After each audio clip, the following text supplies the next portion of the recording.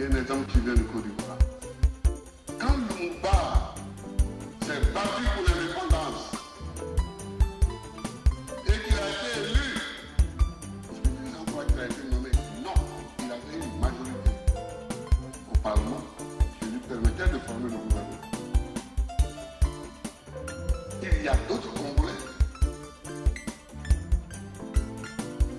dont je ne vais pas citer les noms parce que je ne voudrais pas blesser les descendants, mais qui sont frères aux Belges, aux Français, pour dire oh Lumumba, il est trop révolutionnaire, laissez-le et puis mettez-moi à ma place. Je vous rapporte le pays. Ça ne ressemble pas à quelque chose, ça. Ça ne ressemble pas à quelque chose, ça. Mais il y a des gens ici qui ne connaissent pas l'histoire de leur propre parti. Ceux-là, ils ont aidé à tuer Lumumba pour que les Européens les prennent et les mettent au pouvoir. Au moment où Lumumba comptait sur le peuple pour arriver au pouvoir, et ils comptaient sur l'extérieur pour arriver au pouvoir chez eux. Ça vous dit rien? Mais même ici, il y avait des Africains qui allaient voir les Français, le gouverneur, pour leur dire, enlevez le fouet, il est trop révolutionnaire, mettez-nous à sa place. Donc, quand les indépendances ont été proclamées, ils ont institué ce phénomène par le coup d'État. On veut quelqu'un, on enlève l'autre, on vient, on le met par le coup d'État, on encercle les adversaires. Il faut que cette tentative de coup d'État soit la dernière. Que l'Afrique, dans son partenariat avec l'extérieur. L'Afrique est souveraine. Elle veut la dignité. Quiconque ne peut pas donner à l'Afrique la dignité dans la discussion avec elle, ne peut pas discuter avec elle.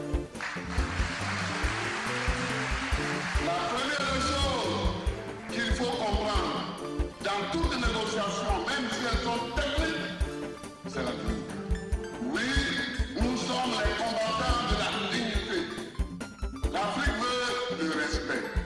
Le respect. C'est négocier avec toi un prêt. On dit, tu me dis, je te fais des prêts, voici les conditions. Moi aussi, il y a certaines conditions où je ne les ajoute pas. Mais si le respect ne peut pas être accepté par les générations à venir, dis au peuple français que ni le gouvernement ivoirien, ni le président de la République ivoirienne, ni le peuple ivoirien n'a rien contre le peuple français. On ne vous demande pas de me lire. On vous dit que je suis président. Un point, un point. Vous avez demandé. Les Ivoiriens ont élu celui qui veut. Où est votre problème? Jusqu'à présent, sur cette question, je ne comprends pas les problèmes des autres. Où est leur problème? Quand il dit, Babo ne nous prépare avec qui t'a sonné? Qui t'a sonné? Où est votre problème? Qui t'a sonné?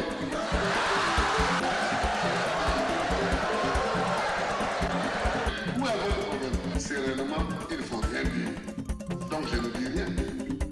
Moi, non seulement je n'ai rien fait et ils disent que j'ai fait des choses que je n'ai pas fait. Mais ils parlent de quoi? Et puis ils parlent de quoi? Le 7 et 8 janvier 2001, ils ont tenté un premier coup d'État. Ils ont même pris la radio, ils ont pris la télévision.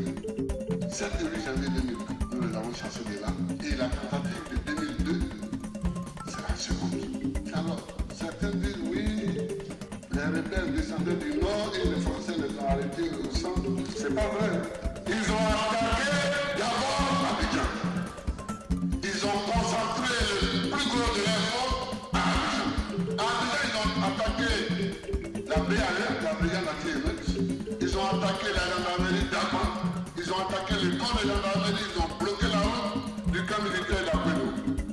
Nos soldats se sont battus et les ont chassés d'Abidjan. C'est ça.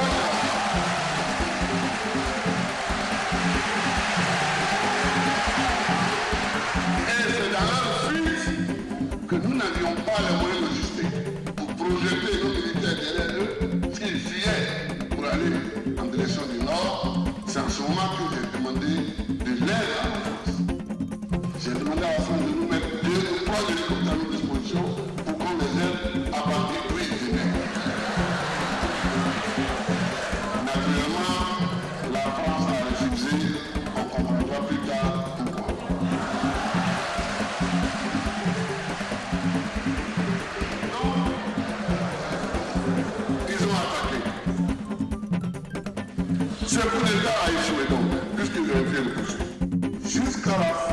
la médiation et à Lomé. Dès qu'ils m'ont attaqué, la CEDEAO a convoqué une réunion à Accra, qu'on a appelé Accra. On a discuté, les chefs d'État ont manifesté leur solidarité. On a pris une très belle résolution, la plus belle d'ailleurs depuis que cette crise existe, la plus belle sur papier. On a créé un comité de médiation qu'on a confié au président Yadema. Mais jusque-là, il s'agissait, on considérait qu'il y avait des rebelles contre l'État de Côte d'Ivoire. Et que ces rebelles-là, il fallait les convaincre qu'ils déposent les armes et qu'ils partent en Crapin et Lomé. C'était le sens. Donc l'État que je représente a envoyé une délégation conduite par le président du Conseil économique et social de l'ordre de l'environnement, comprenant tous les partis qui étaient au gouvernement. Cette médiation, on ne l'a pas laissé aller jusqu'à son terme. Pendant qu'elle se déroulait, on a convoqué Marcoussi. À partir de Marcoussi, la nature du conflit a été changée par les négociants.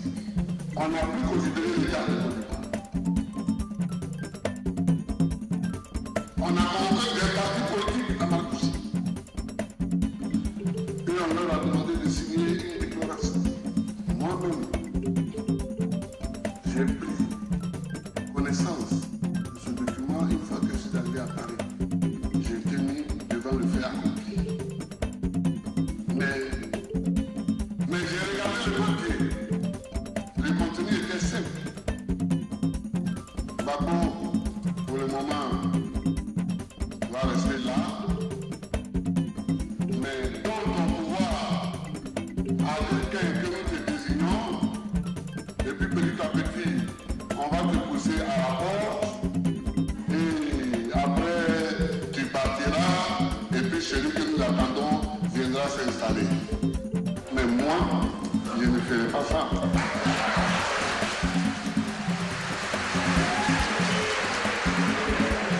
J'ai regardé les papiers, j'ai dit que là, la lutte ne fait que commencer.